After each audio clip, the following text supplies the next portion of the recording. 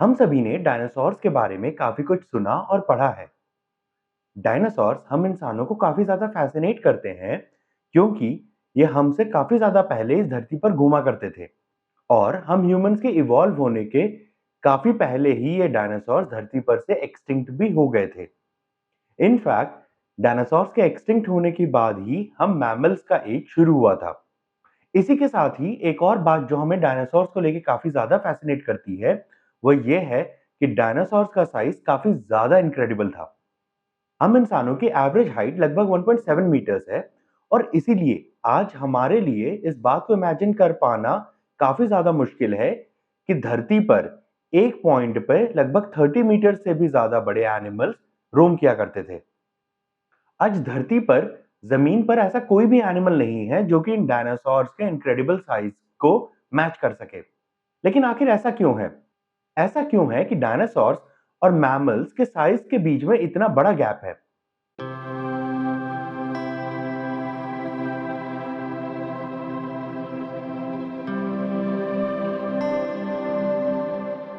अब आप शायद ये सोच रहे होंगे कि धरती की हिस्ट्री में पाए जाने वाला सबसे बड़ा एनिमल एक मैमल ही है। तो आप गलत नहीं हैं। ब्लू व्हेल्स मैमल्स हैं और धरती की हिस्ट्री में पाए जाने वाले सबसे बड़े एनिमल्स हैं। ब्लू व्हेल्स लगभग 30 मीटर्स जितने लंबे हो सकते हैं और लगभग 150 मेट्रिक टन जितने भारी। और यह वेट सबसे बड़े डायनासोर्स के वेट का भी ऑलमोस्ट डबल है। लेकिन पानी की बॉयंसी की वजह से ओशंस और सीज में काफी बड़े और काफी भारी एनिमल्स इवॉल्व कर सकते हैं।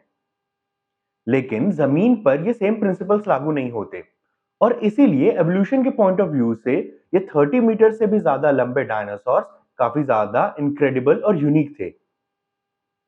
साइंटिस्ट में हमेशा ये डिबेट चल रही होती है कि आखिर सबसे बड़ा डायनासोर कौन सा है।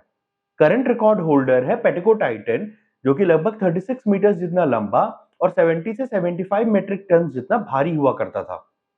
इसके कंपैरिजन में धरती पर जमीन पर पाए जाने वाला सबसे बड़ा मैमल जिसका कि नाम पैरासेराथीरियम था वह सिर्फ 15 मेट्रिक टन जितना ही भारी हुआ करता था और इसकी हाइट लगभग 5 मीटर जितनी ही थी।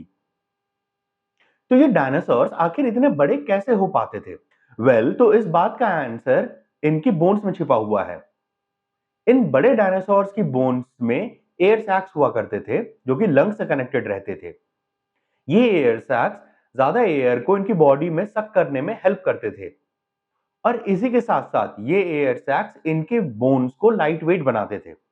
ऐसे ही एयर सैक्स आज एवियन डायनासोर्स के डायरेक्ट डिसेंडेंट्स यानी कि बर्ड्स में भी देखे जाते हैं। इन्हीं एयर सैक्स के प्रेजेंस की वजह से इन बड़े डायनासोर्स की बोन्स लाइट वेट लेकिन स्ट्रांग होती थी और इन्हीं लाइट वेट बोन्स की वजह से इनकी बोन्स काफी ज्यादा बड़ी हो सकती थी जो कि इन बड़े एनिमल्स के वेट को सपोर्ट कर सकती थी। लेकिन ये एयर सैक्स सभी तरह के डायनासोर्स के बोन्स में नहीं देखे जाते थे। सिर्फ एक क्लास ऑफ डायनासोर्स ही ऐसे थे जिनमें ये एयर सैक्स पाए जाते थे जिन्हें कि हम सॉरिशियंस कहते हैं। सॉरिशियंस मेनली दो तरह के होते थे। पहला थेरोपॉड्स जो कि दो पैरों पे चलते थे। इस ग्रुप में सबसे फेमस है टीरेक्स। दूसरे हैं सौरोपॉड्स जो कि चार पैरों पे चला करते थे जिनमें आते हैं टाइटेनोसॉर्स। सॉरिशियंस को छोड़ के बाकी सारे डायनासोर्स की बोन्स डेंस हुआ करती थी और इसीलिए ऐसे डायनासोर्स और हम मैमल्स का साइज रेस्ट्रिक्ट हो जाता है क्योंकि बोन्स एक लिमिट तक ही ग्रो कर सकती हैं इसके पहले कि वो अपने वेट के नीचे ही दब के टूट जाए। इसी के साथ साथ एक और एडेप्टेशन जो कि इन डायनासोर्स को इतना बड़ा होने में हेल्प करता था वह यह था कि डायनासोर्स अंडे ले किया करते थे। ज्यादातर मैमल्स बच्चों को अपने पेट में कैरी किया करते हैं और जितना बड़ा मैमल उनका जेस्टेशनल पीरियड भी उतना ज्यादा होता है। जैसे कि एलिफेंट्स का जेस्टेशनल पीरियड लगभग 2 इयर्स का होता है। यह लंबा जेस्टेशनल पीरियड एक लिमिट सेट कर देता है कि एनिमल्स आखिर कितने बड़े हो सकते हैं और वो कितने बड़े बेबीज को कैरी कर सकते हैं। इसके ऑपोजिट हर तरह के डायनासोर्स एग्स ले किया करते थे और सबसे बड़े डायनासोर्स के भी एग्स एक फुटबॉल जितने ही बड़े होते थे। इन छोटे एग्स से छोटे हैचलिंग्स निकलते थे जो कि मां के पेट के बाहर बड़े हो सकते थे।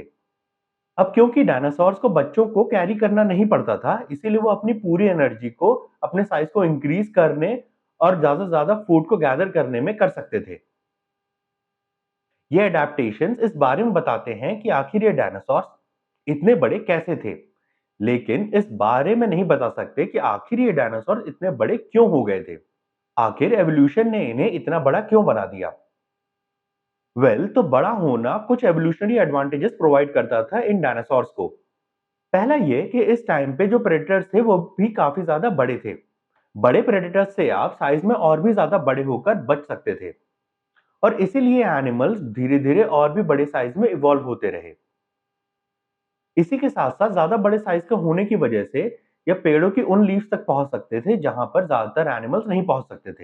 इसकी वजह से इन्हें एक कांस्टेंट फूड सोर्स अवेलेबल हो जाता था। ये सौरोपॉड्स एक ही जगह पर खड़े होकर अपनी लॉन्ग नेक की वजह से पेड़ों की लीव्स को ऊपर से नीचे तक खाते चले जाते थे। इनफैक्ट ये सौरोपॉड्स एक दिन में लगभग 45 KGs of leaves, twigs, branches etcetera को खा सकते थे। लेकिन इनका ये बड़ा साइज इन्हें एक्सटिंक्ट होने से नहीं बचा सका, और एक एस्ट्रॉइड इम्पैक्ट ने धरती पर से सभी डायनासोर्स को वाइप आउट कर दिया और हम मैमल्स के एज को अशर किया। So that's it for today's video. Thanks for watching and stay curious.